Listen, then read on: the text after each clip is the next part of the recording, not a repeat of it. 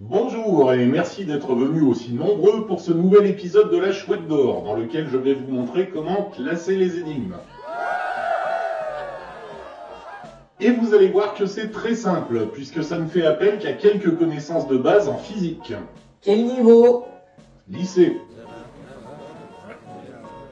Partez pas, il va y avoir des blagues. Et de la fesse.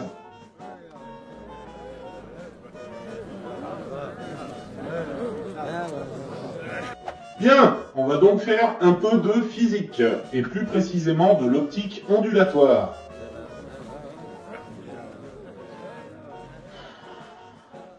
Nichon!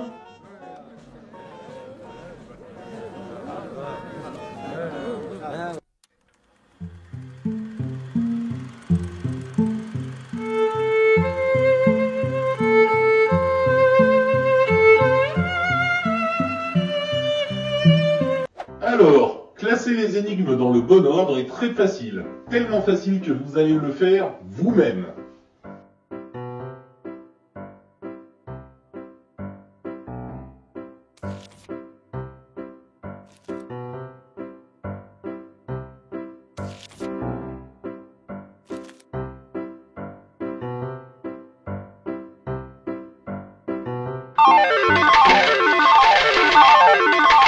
Bon, j'ose espérer que vous avez déjà trouvé. On peut avoir 10 secondes de plus?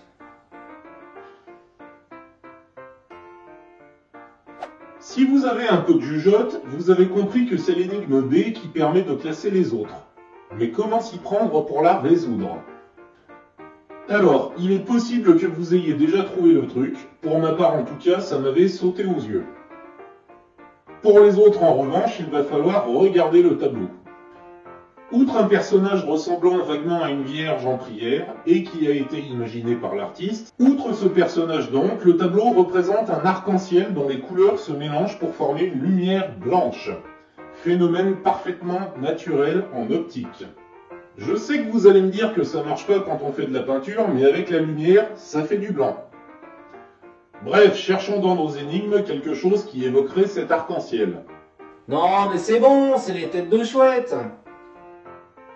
Merci pour le suspense. Effectivement, il s'agit des têtes de chouette. Vous voyez que c'est facile. Et en dessous, il y a des numéros.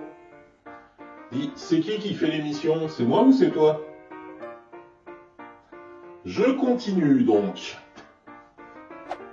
Effectivement, les têtes de chouette sont accompagnées d'un numéro. Encore une fois, vous avez déjà peut-être trouvé de quoi il s'agit, mais pour les autres, laissez-moi vous expliquer ce qu'est une couleur en physique.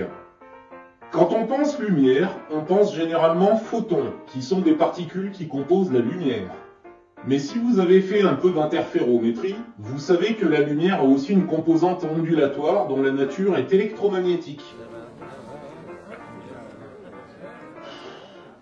Nana à poil!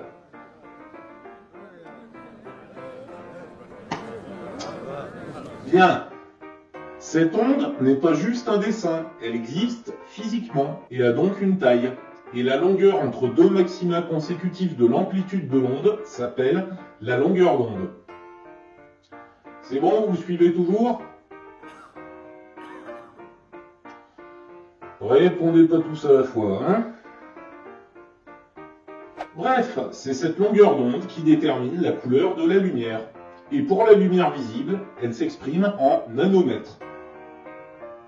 Eh bien, les nombres sous les têtes de chouette sont tout simplement les longueurs d'onde correspondant à leur couleur. Alors, c'était pas si compliqué, hein?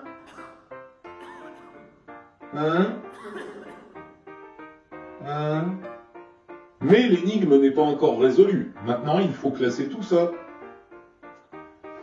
Alors, je vais être honnête avec vous, au début, je pensais qu'il fallait les classer dans l'ordre de l'arc-en-ciel, comme sur le tableau. Mais ça ne correspondait pas à l'ordre partiel qui est donné dans le texte de l'énigme. Ce qui peut vous mettre la puce à l'oreille en revanche, c'est la lumière blanche. Vous vous souvenez que sur le tableau, toutes les lumières fusionnent pour donner une lumière blanche, qui symbolise donc l'énigme B. Or, sur cette énigme, il existe un emplacement pour une tête de chouette blanche, de la couleur de la feuille, c'est pour ça qu'on la voit pas. Alors, pourquoi cette lettre B au lieu d'une longueur d'onde? Eh bien parce que la lumière blanche est un gloubi-boulga de toutes les autres lumières. Seules les lumières monochromatiques ont une longueur d'onde propre. La lumière blanche est composée de tout un tas de longueurs d'onde différentes. Or, si vous avez lu les œuvres de Schopenhauer et Goethe sur la théorie des couleurs, vous savez qu'il existe un système dans lequel la lumière blanche est notée B, le disque chromatique de Newton. On peut alors placer approximativement les couleurs données par le texte de l'énigme. Voilà, ça c'est fait. Maintenant je fais quoi avec le reste? Eh bien, je vous laisse réfléchir quelques minutes. Non, je plaisante. Revenons sur le tableau. La logique veut que l'on fasse de la lumière blanche. Alors certes, on l'a fait une fois en intégrant toutes les énigmes dans la baie. Mais il y avait plus simple. La plupart des physiciens représentent le spectre de la lumière de manière linéaire, par ordre croissant de longueur d'onde. Le disque de Newton répond à une autre logique. Il classe les lumières par couleurs complémentaires. Alors, ça veut dire quoi? C'est très simple. Si je choisis une couleur sur le disque de Newton, on trouve à l'opposé sa couleur complémentaire. Et si on mélange ces deux couleurs, on obtient de la lumière blanche. Et maintenant, regardez. Si on prend la 530, on prend sa couleur complémentaire qui est rouge. Si je regarde dans les énigmes qui me restent, il y en a une qui correspond, la 780. Et on continue comme ça avec les autres énigmes. Et voilà, nos énigmes sont classées dans l'ordre. La prochaine fois, nous parlerons donc de la 530. Il n'y aura pas de science, je vous rassure, c'est une charade. À la prochaine tout le monde.